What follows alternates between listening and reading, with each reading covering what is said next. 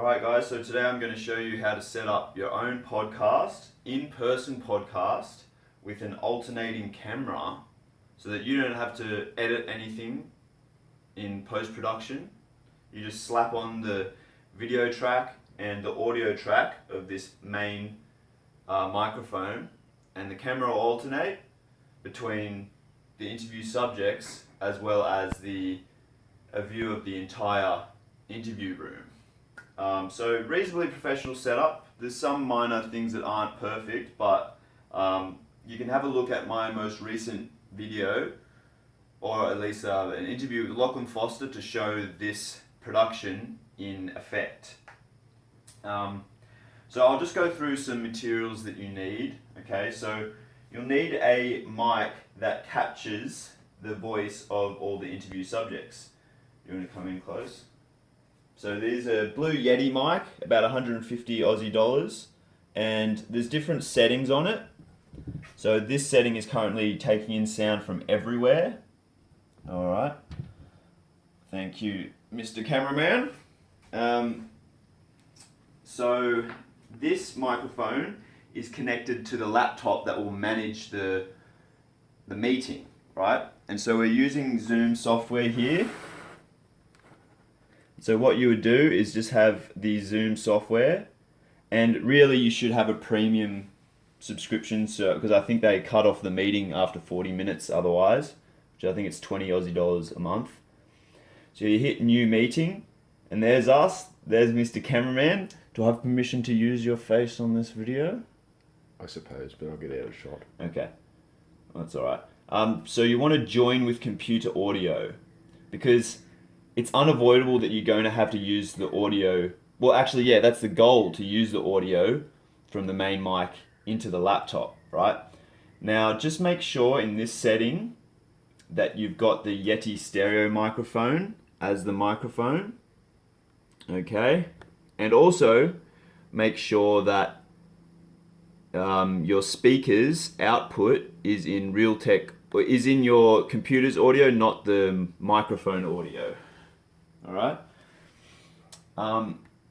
So once the audio is set up, then you do want video to play, because if you don't allow video, so look what happens. It'll just come up with this, with nothing, and you don't want that coming through in the recording, right? So you do, and whenever the computer picks up the audio going into the main mic, it's going to show this screen. So it's unavoidable that you've got to start video. Now, if your laptop's webcam is good enough, you can just settle for that. But this is an entry-level laptop, so I've got this and another entry-level product, a webcam here that I've inserted, and just make sure that you've got a USB camera selected on. And so this is just a slightly better camera. I didn't even actually evaluate whether it's better or not. But anyway, we'll just roll with that, because that's what I rolled with my latest production. And then you just make sure that your interview subjects are in shot. Try and get the camera far enough away as well. And so if you just want to have a look here, you can see in the shot you've got chair here, and chair here. We can probably bring it out a little bit more, but keep in mind that there will be, if you just want to point at this table, there will be cords attached to the laptop, so it can be a little bit clunky that way. But if you just drag out your camera enough, you can get a broad shot of both of the participants of the interview, right? Try and make sure the chairs are as close as possible. Okay, so now that you've got that set up, you've got to set up the cameras that will capture the interview subjects more up close rather than just a broad view. And so to do that, you're going to have to use at least 2 smartphones, right? So it could just be your own smartphone and then obtain another smartphone. I'm fortunate enough to just have older smartphones that are still functioning lying around, so that's what I'm using. So yes, that's what smartphones look like. So the basic functionality of the smartphones that you have to use for the individual cameras is this: they've got to connect to Wi-Fi and they've got to be able to run Zoom, right? So what you do is, and also just another point, it might go without saying, but you need some tripods to have the cameras set up and stable. And also I'll just mention that these are little just attachable lights that you can pick up for $20 or something, and it might just add a little bit of light onto the subject's face. However, ideally, I think you'd want big studio lights to really shine a lot of light on the interview subject's face. So that's something that I'm going to be working on. That's what a light looks like. Thank you, cameraman. So yeah, we've got the, and also just try and get a power board, because we've got connections to these lights here. We've got, you want to keep your phones charged so that your phones don't die during the interview. You're charging your laptop too, and then extra USB ports just in case you need it. But once you've got it set up, just have Zoom open and ready, alright? And then in the laptop, you're going to have this meeting, right? And you invite, alright? So I've got these people. This is my previous interview guest, and this is the camera that will be pointed at me, right? So I hit invite, and then you can have a look at this. You want to accept the invites, and you want to join. Okay. Now, for whatever reason, this will always start off in portrait, but all you have to do is that, and it'll adjust itself. And if it's not automatically joining in audio, you want Wi-Fi or cellular data. And just make sure that the audio is not muted and the video is not stopped on both. All right. And by default, these phones will be on selfie camera rather than the camera you want, which is the higher quality one that will be facing towards the guest. All right. Okay, so now that's set up, and now you can see in the meeting we've got three. What have we got? We've got the guest, we've got the interviewer, and then we've got so just keep pointing the camera there, where you got it, Mr. Cameraman. Now, if I speak into this, is it showing the full interview? No. Okay. Well, that's interesting. But basically, you've got a view of your interview subject up close. You've got the interviewer, and then you'll have a broad shot of the entire setup. All right. And now to start recording, you hit more and you hit record on this computer. Now there's a very important setting that you have to do to make this work, and I'll explain it here, but I'll also explain it, most likely I'll explain it in further detail on a screen recording. So here you hit recording in settings and record a separate audio file of each participant. Now, this is very, very important, because if you don't do that, it'll just be one audio file mixed in together, and as you might be able to imagine, audio picked up from this microphone, from one phone, and then another phone, and the main mic, it's going to be a garbled mess. So you need the recording to be separate. Alright? So once you check that, you can go ahead and hit record on this computer. Now, it's very important to now allow recording. Okay? You've got to allow recording, because otherwise I think Zoom has an inbuilt audio function where it makes it disturbs the audio. It disturbs the audio if the participants don't accept recording and then their audio is picked up. The whole point of doing this is to make that alternating camera automatic, according to who's speaking. And so this lapel mic, we're not going to use the audio of this, and we're not going to use the audio of this. But it's important to still attach this to the guest and the interviewer, because the audio in the meeting will pick up the voice, right? And then the camera will most likely be shown upon that person. So that means there's no editing required in post-production, which makes the whole process very easy. It's basically replicating a Zoom meeting where you can see who's talking. It's replicating a Zoom meeting, but it's actually in the flesh, right? So, are there any other elements that need to be shown? I'll just show you the share screen function.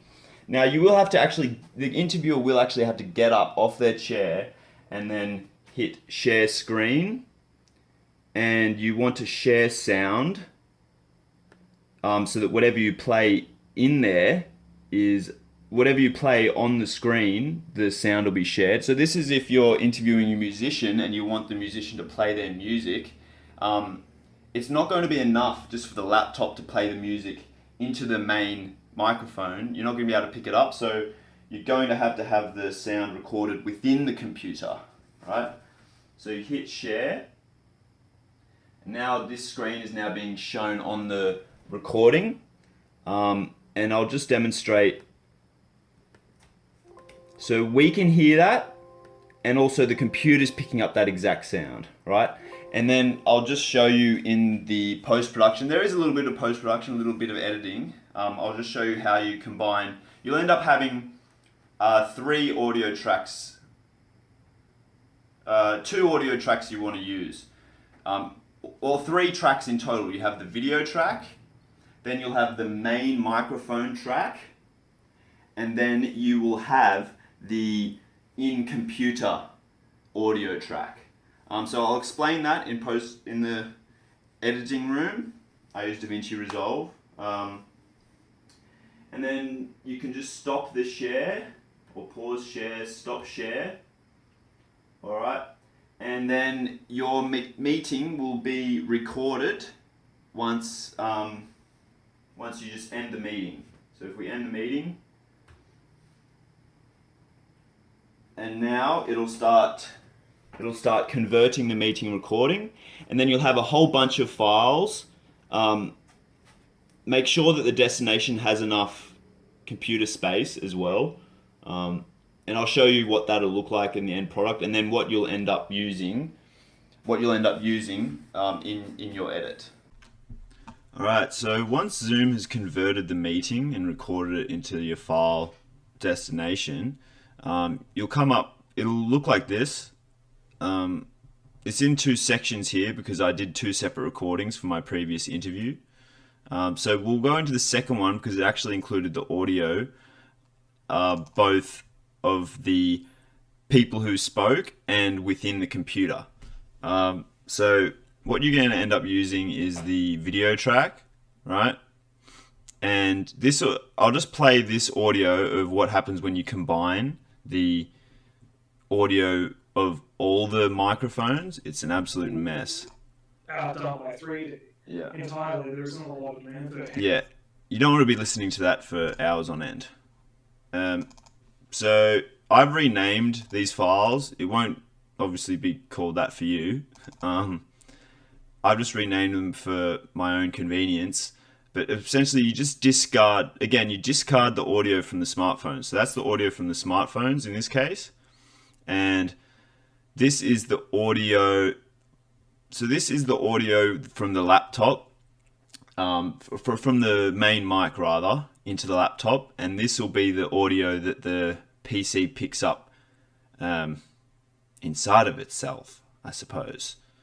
So we're going to combine these 2 audio tracks in the end, and then reduce the audio of the video, which is this combined one to 0. So I'll just explain that now within Davinci Resolve. Alright, so within Davinci Resolve, we've got the audio within the PC.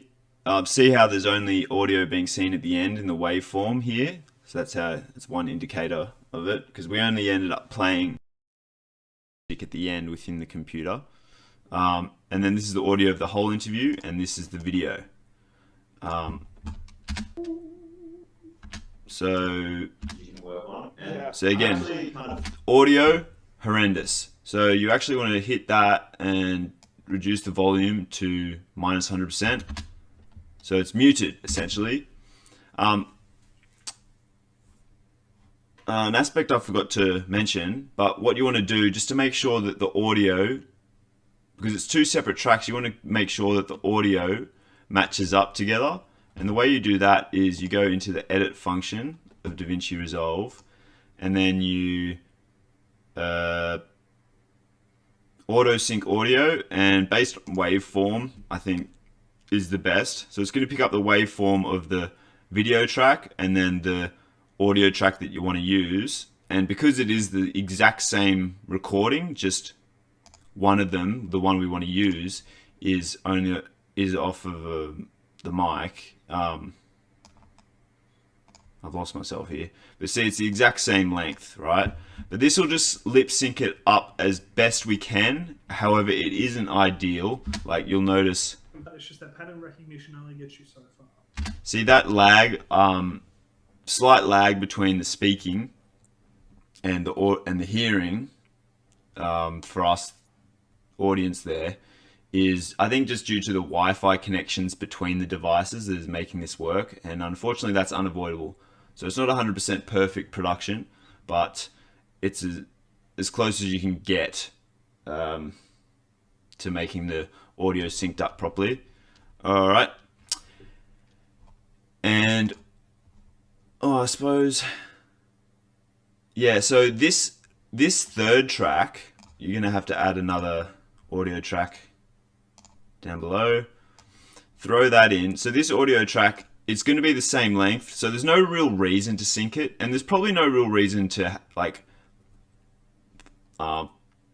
go through that syncing process with these first two tracks either, because it's the exact same length. So just as long as they're matching up in length, you should be fine as far as the audio matching up. But you're not going to be able to use that audio sync tool because the mic just didn't, the main mic didn't pick up the sound playing from the laptop efficiently enough, so it's not going to auto sync. Alright, so I'll press play both when I was interviewing my guest within SoundCloud or any other sound emitting software within the computer, so we can listen to it in person, and then it'll come through and be recorded with this audio track down here, be recorded for us within the computer to make the sound great.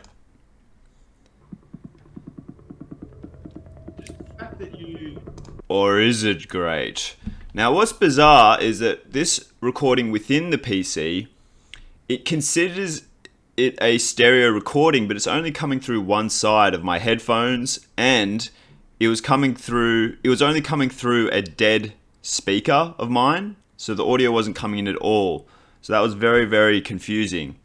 I've seen a bunch of YouTubers not point this out, but there's actually a very, very nice looking tool that's a little bit hidden within the main UI of Davinci to fix this problem.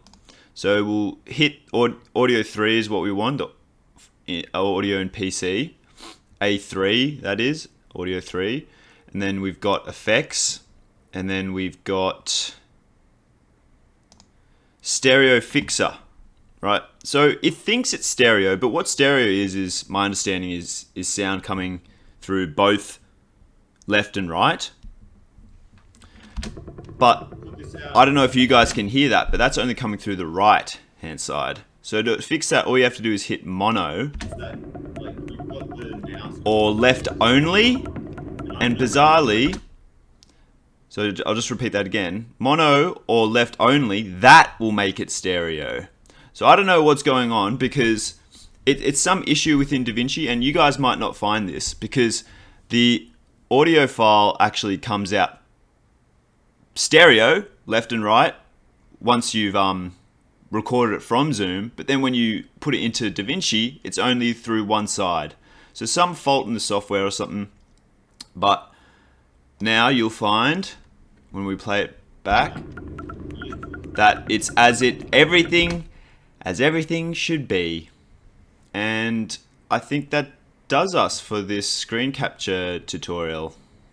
So I think that covers it for this little demonstration. And yeah, happy podcasting.